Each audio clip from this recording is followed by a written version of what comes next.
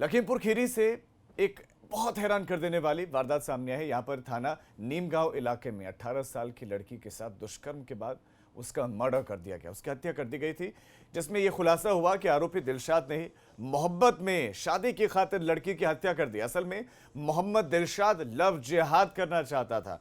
इसके लिए उसने लड़की को प्रेम जाल में फंसा लिया था और इसी बीच लड़की की शादी कहीं और तय हो गई, जिसके बाद दिलशाद उस पर धर्म परिवर्तन का दबाव बनाकर निकाह करने की बात कहने लगा। लेकिन लड़की ने जब इससे इनकार कर दिया तो आरोपी दिलशाद ने उसे धोखे से मिलने के लिए बुलाया और उसकी बेरहमी से हत्या कर दी। अब पुलिस ने आरोपी को गिरफ्तार करके मामले की जांच शुरू कर दी है। बीते दिनों लड़की का शव गांव के बाहर एक सूखे तालाब से बरामद किया गया था और अब इस मामले में खुलासा ये हुआ है कि आरोपी दिलशाद जिसने महिला को, उस युवती को पहले तो प्रेम जाल में फंसाया, जब युवती की कहीं और शादी तय हो गई तो उसके बाद उसके मंसूबे जब कामयाब हो नहीं पाए तो उसने मर्डर कर दिया। आधार पर अभियुक्त दिलशाद सन ऑफ साजिद निवासी बेहजम को पूछताछ के लिए बुलाया। पूछताछ के दौरान अभियुक्त दिलशाद ने अपना जुर्म कबूल कर लिया है। उसके अतिरिक्त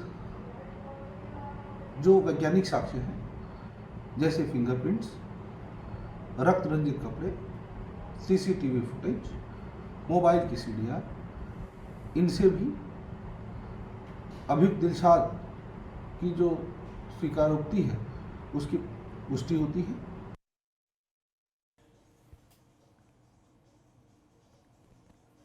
नवीन अवस्थी इस खबर पर हमारे संवाददाता भी हमारे साथ ज्यादा जानकारी के साथ जुड़ गए हैं। नवीन, पुलिस तो हालांकि लव जिहाद की बात नहीं कर रही, लेकिन पुलिस ये कह रही है कि उसने अपना जुर्म कबूल कर लिया है। तो नवीन, मैं चाहता हूं कि आप दर्शकों को बताएं, समझाएं कि जो जुर्म कबूल किया है, क्या खुलासा किया इसने, क्या इसका मकसद था, क्या इसके मन में था जो इसने लड़की का कत्ल कर दिया।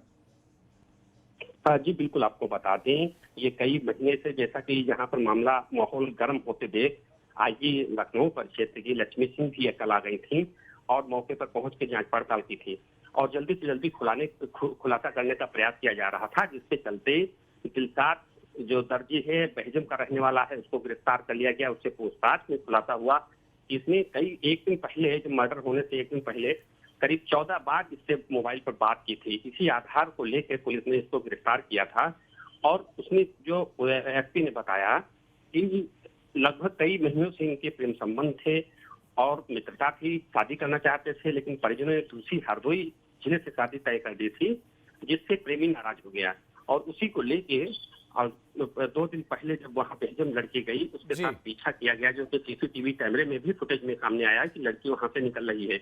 उसके बाद उसने पीछा किया और वहां गांव के पड़ोस में पहुंचकर लड़की से बातचीत की और वहीं उसके साथ पहले दुराचार किया। फिर बैठ के बातचीत करने के बाद उसकी गला काटकर हत्या कर दी। इस तरीके से पुलिस ने खुलासा किया है। तो साफ साफ लग रहा है कि कहीं न कहीं जो कानपुर जैसे जिले में लगातार प्रेम संबंधों की लव जिहाद की बात आ रही सामने, उसी प्रकार से कहीं न कहीं यहीं से जोड़ा जा सकता है कि लव जिहाद का ही मामला होकर सामने आ सकता था, जिससे प्रेमी नाराज होकर उसकी हत्या कर दी। जी नवीन, आपका इस तमाम जानकारी के लिए धन्यवाद।